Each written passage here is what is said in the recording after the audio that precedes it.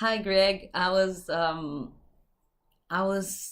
writing an email to tell you all the things that I want to say, but I thought that maybe it was better that I could share a video with you, which is more like a conversation. It's like a WhatsApp with image.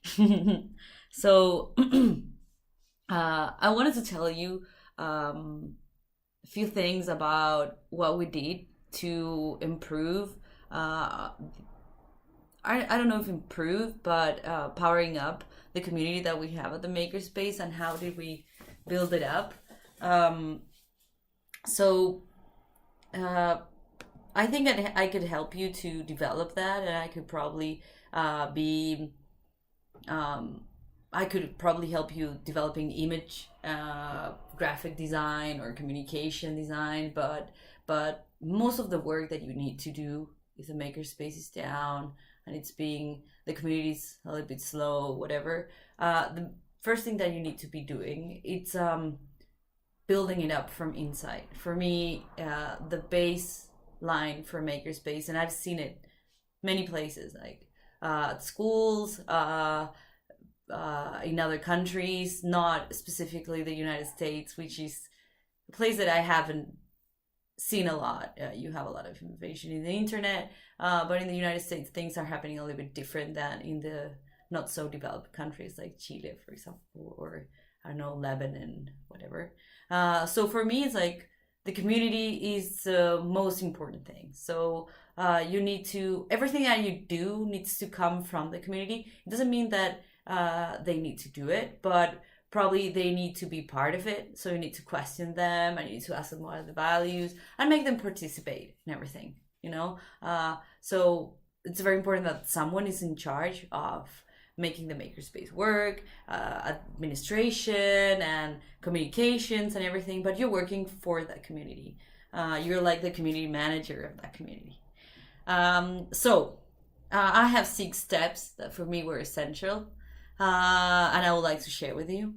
The first one would be mix crazy people and call them to be part of it. Like it's not only about mixing them, like uh, make them work together, but probably at the first you will need to call a lot of people. Makers tend to be hiding, so they don't see the value of being part of this. They haven't been part of it, or I don't know, they don't want to spend their money. So if you open a scholarship, for example, program, or we call them becas, like we invite you to be part of the space and you develop the project or you do a workshop, whatever. So you invite people that you know they're doing special things, and you make them be part. It's important that it's not only people that it's making things, but interesting people, characters, people that would uh, bring something new to the community. Remember that makerspace are not only about people that it's building things or doing robots or whatever. Maker spaces are about people that it's doing. So you could have people that it's philosopher or a writer, and they are writing things from there, and they're helping you with your narrative, and there are specific artists that you think they're awesome. I don't know, or they're acting or whatever. So it's very important first to push, to make the first push, to invite people to be part of it. If you have new people coming, seeing the space, participating on it, people's things will start to come alive, and probably they will stay there with you. Second, show and tell. You need to be following up in a daily basis on what's happening in the makerspace. Not only the projects that are being developed, but what people is doing. So that's what I meant when I say a community manager. You need to be there, interviewing them, asking them how the day was, asking them to share some nice story. Maker spaces has many spaces, and I think this must go to every company or enterprise or whatever. Needs to have a narrative, storytelling, not only a story, assembled storytelling, but the narrative is a very important way of communicating ideas, of making other people engage with what you're doing, making other people understand, because you're not telling this is the good or this is the bad. You're just giving your point of view of what is life, what is a way of working. So if you're there, you're looking at your community and you have an interesting community, and you're sharing that in a very not marketing way, just a narrative, showing people what the people are doing, what the workshops are, interviews, I don't know, whatever. There's so many things that you could do. Probably Florencia will help you a lot with that. But you need to be there, sensing that. And also what is happening outside. I mean, looking at blogs, looking at websites, looking at news, and sharing that with the community as well. You'll need to be a content producer. So show and tell. The third thing would be open the space. That means not only inviting people to be part of it, but also organizing activities that are meaningful for the community outside the makerspace, or people that would like to come and visit, for example. Open it to kids, open it to the local community to make something. You remember that we used to make those barbecues on the streets where everybody will be there partying in a way. Then we used to make this thing that was called the Open Tuesdays, which Florencia organized, and people from outside could come and show and tell whatever they were doing, if they wanted to tell a story or a happening or ask for help or say thank you, whatever. People from outside the community would be able to come and see and feel the atmosphere of your makerspace. So you need to be inviting people to do that. So open space. Fourth, brand. Brand is important. And brand is not only having a nice logo, but it's making this isotype kind of thing, this image that you could stamp everywhere. For me, more than the ads on Facebook, what is really interesting is the guerrilla marketing. Your logo is so easy to spray on a wall that you could go around the city and stamping or spraying, or I don't know, on the walls, on the streets, giving it up to people. Your brand will be everywhere. And if that brand is intriguing and interesting and really understand how to communicate the concept of the makerspace to the people that is looking for that kind of thing, you'll probably have exit on sharing to others and people getting to know your space. So for me, isotype is important, like the flag, the pirate flag.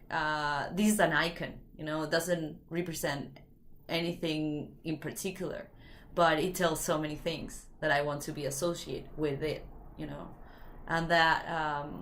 So I'm not only talking about me. I'm talking about what people relate to, what you're talking about. So how you make them understand what you're communicating. So brand is important.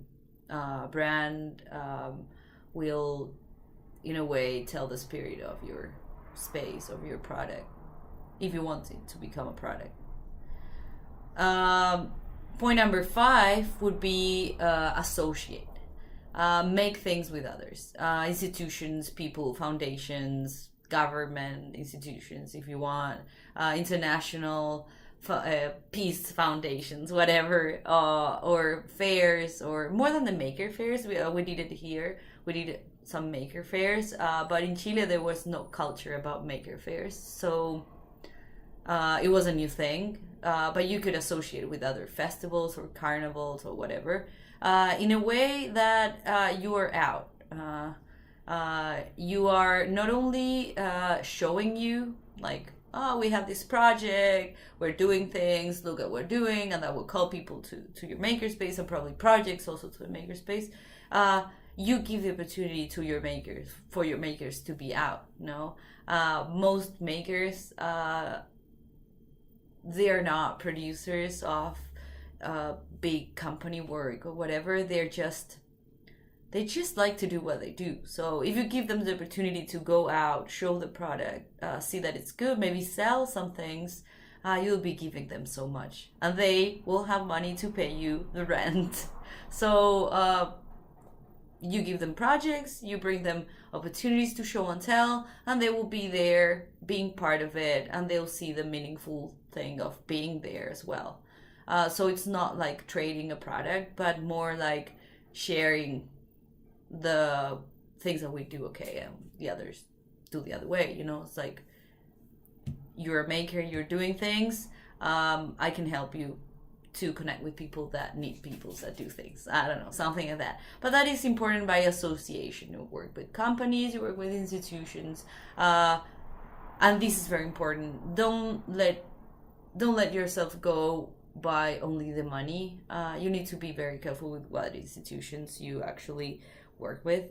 I'm telling this from experience. Like, people are looking for very different things, and there are a lot of companies that would like to use your brand to sell things that you're not okay with.